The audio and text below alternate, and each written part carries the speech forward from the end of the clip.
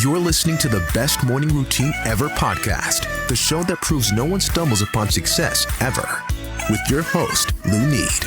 Every Mondays and Thursdays, we deliver cold hard evidence behind the power of a robust morning routine. Get ready to be transformed by the renewal of your mind. Hello, morning enthusiasts. Welcome to the Best Morning Routine Ever podcast. I am your host, Lunid Lewis, and today I have the honor of introducing a very special guest to the show, Adrian Shepard. Adrian is a self-development coach turned productivity consultant. He is also a best-selling author, contributor for many of the world's largest online publications, including Business Insider, Thrive Global, Huff Post, and Goodman Project, to name a few. Adrian believes habits are the key component in achieving success in any field, and I couldn't agree more. Adrian, welcome to the show. Thank you so much, Lenita. Yeah, my pleasure. I'm excited to have you on the show. We are going to talk about, iSucceedBook.com. Tell us about that naming convention. Well, that was my website way back when. When I first started out as a self-development coach, I wanted to come up with a book title that I thought would resonate with lots of people who are looking for answers. And I came up with I Succeed, based on the iPhone kind of concept at the time. It was just becoming big. And I thought, hey, why not jump on the bandwagon, so to speak. And then I tried to get the website, but I couldn't get iSucceed.com because some company had it. So I was like, I'll just iSucceedBook.com. And that's where I did most of my blogging for the first, 5 or 6 years. And then I moved on to the other publications, which I found much more effective in getting my message out there.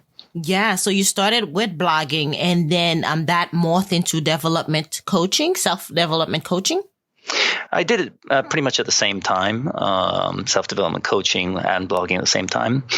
But as I wrote more and more, I found that I was focusing more around productivity, and the clients that I was getting, I found that most of them needed help with their time management issues or boosting their productivity, because really they had everything else going for them, but they were just struggling with that one key component, and it just kept popping up everywhere. So I decided to go deep.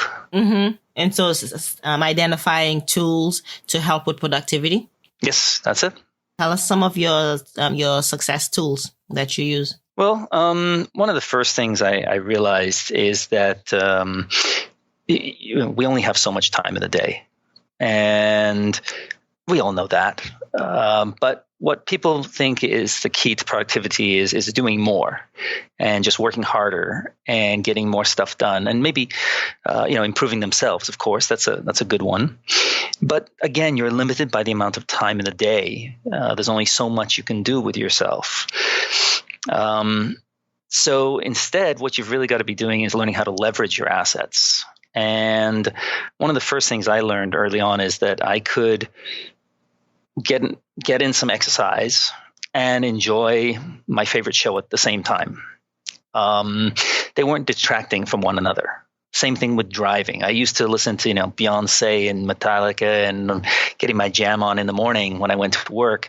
But I found that I could just as much enjoy listening to Tony Robbins or Jim Rohn, Dan Kennedy, or, any other number of people that were inspirational and really got me excited before I even hit the office. Yeah. So the moment I got into the workplace, I'd already got ideas buzzing in my head and I was ready to rock. I was just talking to my last interviewer, my last entrepreneur who came on the show about that the only time you can multitask is on the treadmill. Or, it's either you're on there, you're reading a book, you're listening to some stimulating content, and or when you're driving, you turn your vehicle into a university, just like you just explained about listening to Tony Robbins, Jim Rohn, Les Brown, just any inspirational content of some sort to get you primed and get you ready for the day, get the creative juices flowing instead of just listening to a talk show. That's garbage in, garbage out, right? Right. But I mean, podcasts like yours are also a great way to start off the day because they're condensed material. If you pick up an audio program, sometimes they're 4 hours long and you only get bits and pieces at a time. Whereas if you pick up a podcast such as this in 20 minutes or 30 minutes, you've kind of got the whole thing in one fail swoop. So it's great what you're doing. Thank you. And you know what? It was strategic, Adrian. I did the research and found out the average commute is 20 minutes to half hour. So I wanted listeners to be hearing this on their commute, on their drive to work, on their drive from work, or going anywhere. And so thank you for acknowledging that. I put some thought into it. Yeah. So you were saying about success tools, and you mentioned that doing more is a no-no because we're limited. We are limited with 24 hours, but instead it's just leveraging our asset, our time. And then so go ahead and finish that thought. I cut you off. Okay. So, the other thing is, as I said earlier, you've got to improve yourself. And that's, of course, done through, as I just said, through podcasts or audio programs. And that's a great way to do it because you can do them at with no use of other time. It's not invading, your weekends. It's not invading your entertainment because you can just kind of slip it in there while you're doing something, which is fabulous. But you can also attend seminars, and they're a great way to do an intensive training where you just devote 2 or 3 days to just going deep on something. You learn from experts, you network with people, like-minded people. It's incredible the energy you can get from those kind of events. And yeah, they can be pricey, but there are some very affordable courses out there that can really transform your life in a very short period of time. Because sometimes, when you're listening to a podcast or an audio program, it's great, but it's just you and the speaker. But if you go to an event, you've got people around you, you've got the energy, you've got, the transformations going on and the light bulbs going off, and, that energy is it's hard to beat. So that's definitely something I think people should not overlook in their success journey. Yeah, with the seminars, and I agree with you. You feed off the energy, but there's also exercises that takes place. There's writing. There's the breaking up into small groups that takes place that helps you go even deeper, and you network in the process. Absolutely. You walk away with friends you never knew you had before. And not only that, but business partners or potential business partners or potential clients, because you might have some skill sets that other people are looking for and you can provide them with them, which is great. And they know that you're kind of on the same mindset, looking to achieve and grow. And yeah, it's a great place to meet potential partners and or clients. That's where one of my friends swears by it. Every time he goes to one of those events, he picks up 2 or 3 new clients. So yeah, it's definitely something people should consider. As for other basic success tools, you've got to go for reading, but reading is time intensive, especially if you're not a good reader, and some people aren't, especially in this day and age where we've been programmed to, get used to SMS messages, which are about, 30 words long maximum. Picking a book can be quite daunting. So you got to become a better reader. And that's why I recommend people, invest in attending a speed reading course, because this is something that will help you not just absorb books, but it'll enable you to read emails faster, it'll enable you to analyze reports quicker, and that can only help you with your businesses and day-to-day life. How does a speed reading course work? Well, there's a few different ways, but basically they just teach you what you've been doing wrong in the sense that most of us have not been really taught to read properly. We've been taught to read one word at a time, almost reading it aloud as we see it on the paper in front of us. But speed reading is a bit more about taking in chunks of words at a time, and you can actually read much faster than you really give yourself credit for. It's just you've never been taught how to do it. So does that entail skimming? Because I did that in college a lot. It's similar to skimming. It's a little different. Skimming is just not exactly as strategic, I guess you could say, as speed reading it is. But as I said, there's a few different ways and a few different thoughts. But yeah, I mean, that's it's definitely something people should look into. And also another thing, if you want to absorb books, especially business books faster, I definitely think you could look into business summaries, because there's a few companies that produce summaries on some of the biggest books out there. And so rather than having to buy the book and going through the book, you could just pick up the summary, which is only 8 pages long or something like that. And you can get that done in 20 minutes maybe. And you'll have taken a lot of the main points from the book. And if you decide that you want to pick up the book, you could then go on and do that and really, again, as I like to say to my clients, go deep, because a lot of people, we only do things superficially. Yeah. And I think that's the mistake when in so many things, is that we just kind of glance over things, and that's really not the way you should be doing it. I once heard a famous copywriter say that he's read thousands of books on the topic of copywriting. He's read from every legend, every book he could find in the library. That was his passion. But he said if he had to do it all again, he would just read 10 books over and over again. Mm. Yeah, that's going deep. Yeah, because you miss out a lot on the first time you read it. Revelation comes up the second, third time. I read a book, a paperback book every day, because that's my way of, not every day, not the whole book. I read 30 minutes a day. Okay, gotcha. Let me rephrase that. And I read out loud because I'm an immigrant. I'm from a different country. And so English is my second language. So in a way for me to improve my communication skills and my way to pronounce words, I read out loud. And I heard it from Dr. Lappin, reading out loud, and that has helped me tremendously. So I do that half hour a day as part of my morning routine. But throughout the day, I'm listening to audiobook. Because then I can listen to an audiobook over and over again. And I'm like, man, this is my first time listening to this book. And some books are like 2 hours long, right? And I can do that if I'm at work sitting at my desk. And I'm like, I didn't hear this the first 4 times I listened to it. Absolutely. You miss so much content. Now, you mentioned the business summaries, and like in college, it was like Cliff Notes. Exactly. But as you said, that was very superficial, because you don't retain the content very much. You don't get because the part of reading is for the self-development. It's a succession tool. It's to help you learn and grow and actually help with your vocabulary and all that. And if you're skimming like I did in college, you may not do so well. I mean, the thing is that I found that most books, especially business books, there's not every book is filled with tons of diamonds and rubies and sapphires. Most of them have a few, maybe 2 or 3 gems that are really, wowzers, and the rest are, they're good. And there's some other stuff that's just kind of, iffy. And so if you pick up these business summaries, I mean, automatically they're going to pick the main points for you. And a lot of times they're going to nail a lot of the ones that you really need, I think, from many of the best books.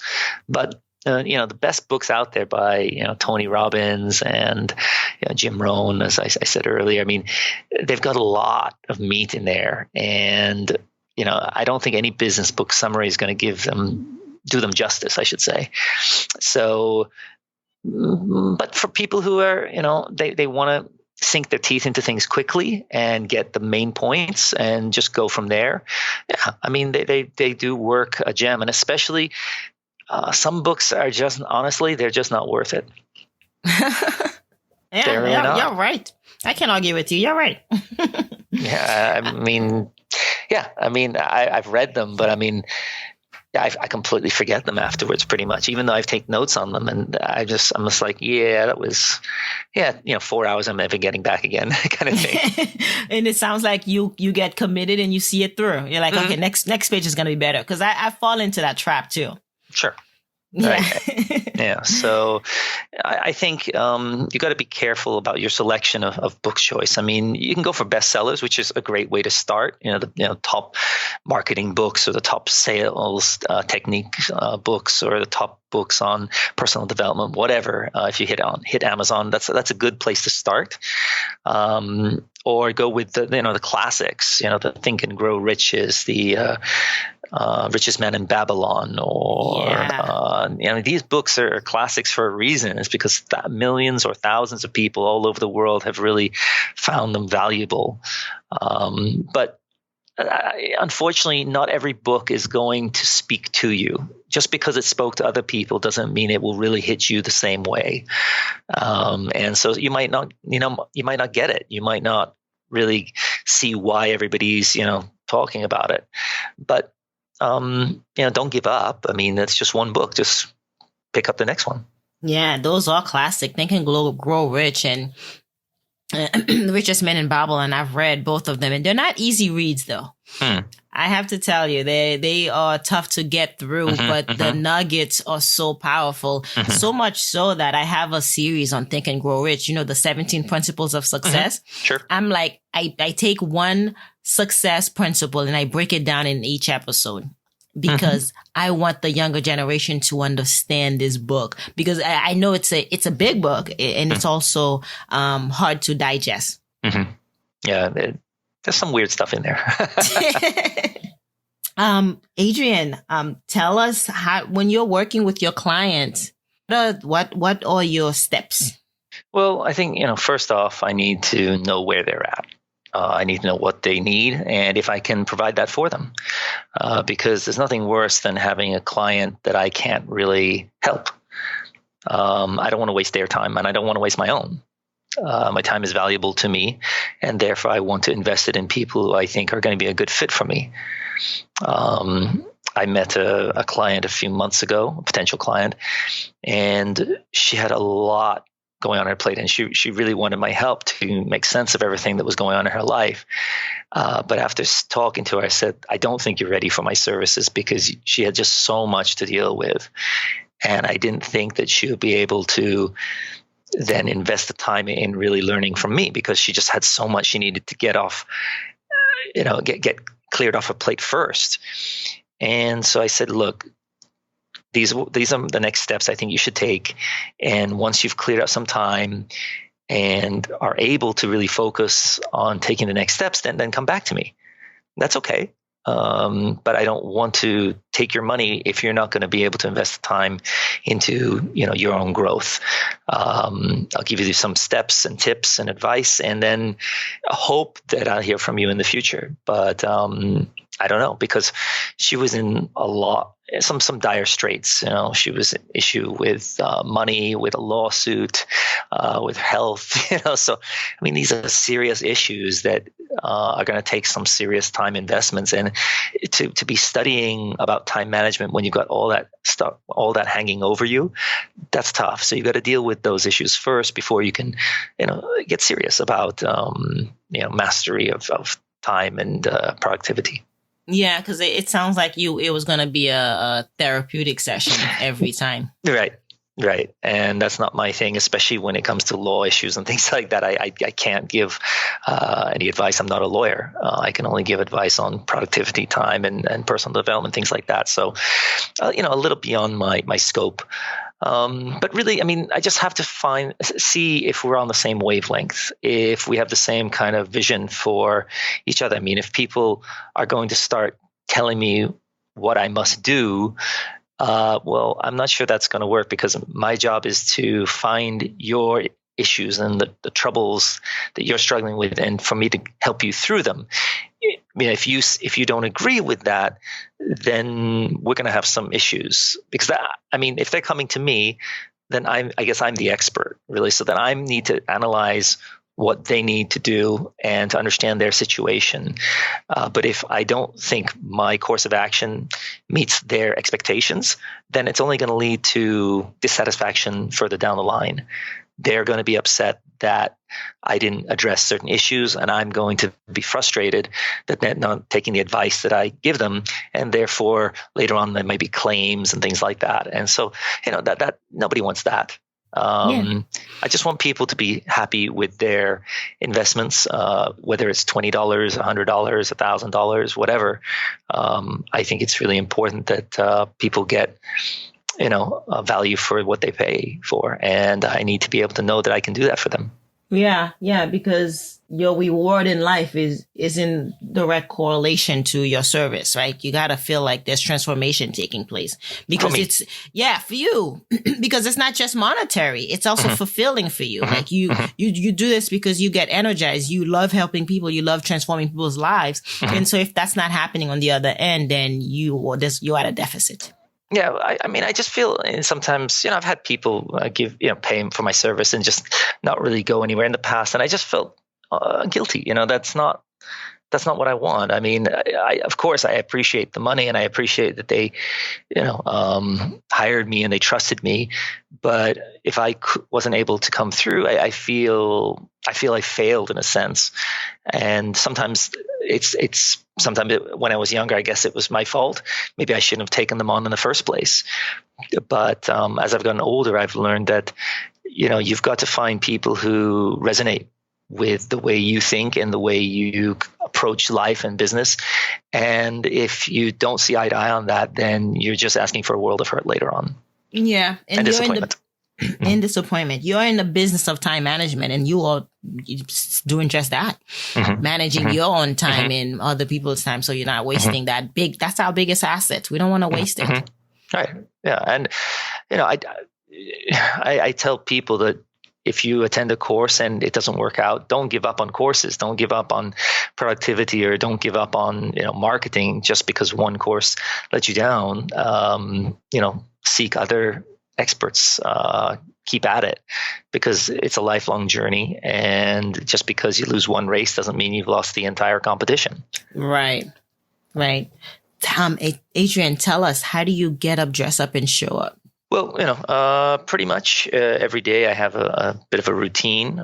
It varies depending on my schedule, but essentially I try and get in about 20 minutes of exercise when I'm completely healthy anyway. I mean, right now I'm slightly injured, so I can't do my full range of exercises, but I usually at least try and get in 10 minutes of yoga to start off the day.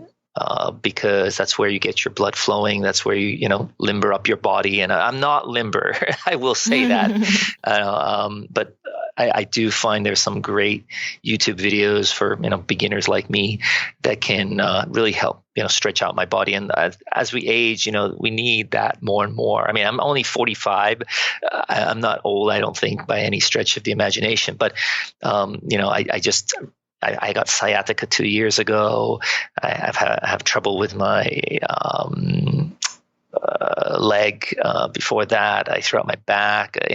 These injuries, they pile on over time, and you got to make sure that your body's ready for the day. I mean, it's our most important thing, really. I mean, besides time, it's your body. I mean, this is the vehicle that you're going to use for the entire day to achieve everything that you want to achieve.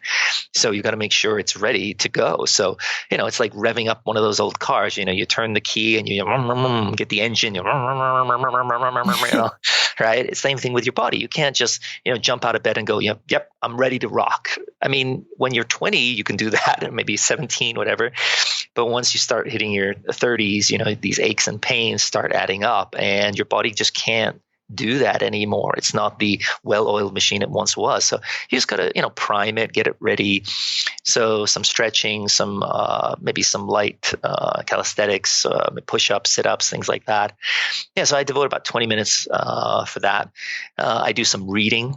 Which it's just to clear your mind of anything else. Don't jump on the internet. That's not the reading I'm talking about, because there's so much negativity out there. But you just want to pick up a book and read for 20 to 30 minutes. Besides that, make sure you get in, the fuel for the day. You want to have a breakfast that sets you up for success. Now, I'm not saying you need to have like a boxer's type of diet in the sense that you have a big breakfast like steak and eggs or whatever, and then dinner is going to be a light salad. You don't have to do any of that. Or drinking raw. Yeah. Raw eggs. Yeah, sure. Things like that. Yeah. You don't have to go crazy. But what you do have to do is you have to, a lot of people skip breakfast. And that's a mistake. Again, your body needs that food. But one of the things that actually happens before any of that, and that is a good night's sleep.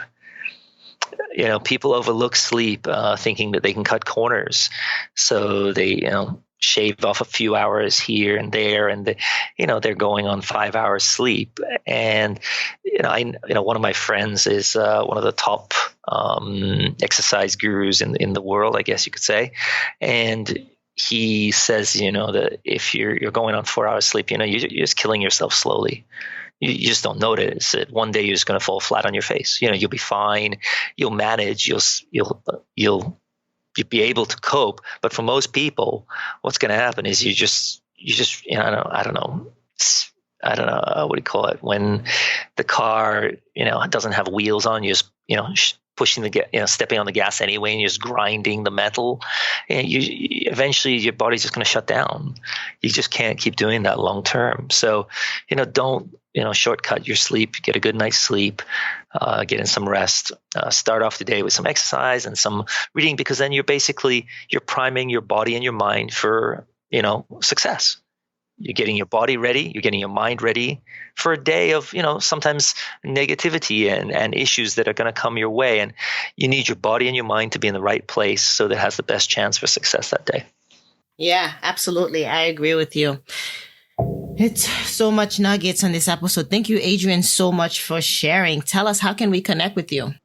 Well, I'm over on LinkedIn. You'll find me at I Succeed Book, I believe. I think that's my contact info. You can find me on Facebook, of course. That's Adrian Shepherd Japan. I'm also on Instagram, although it's more, I usually just share my thoughts on life in Japan here. But you can find me Adrian _in_Japan. And of course, you can contact me via my email, which is info@isucceedbook.com. If I can be of help, or if you need assistance, or if you just want a good book to read, just reach out to me and I'm happy to help. Fantastic. Morning Enthusiasts. You've heard it here first. This has been Adrian Shepherd. Adrian, thank you so much for coming on the show. Oh, it's been my pleasure, Lee. Thank you so much for what you do, and keep doing what you do. Awesome. Thank you. Okay, have a good one. Yeah. Ciao. Bye-bye. Bye. All right, morning enthusiasts, that's it for today's show. Thank you for tuning in. If you love the Best Morning Routine Ever podcast, we'd love to hear from you. So go ahead and subscribe, rate, and give a review on iTunes or Google Play. While you're at it, tell a friend about the show. Be sure to visit bestmorningroutineever.com and our Facebook group to join the conversation, access the show notes, and discover our fantastic free bonus content. Until next time,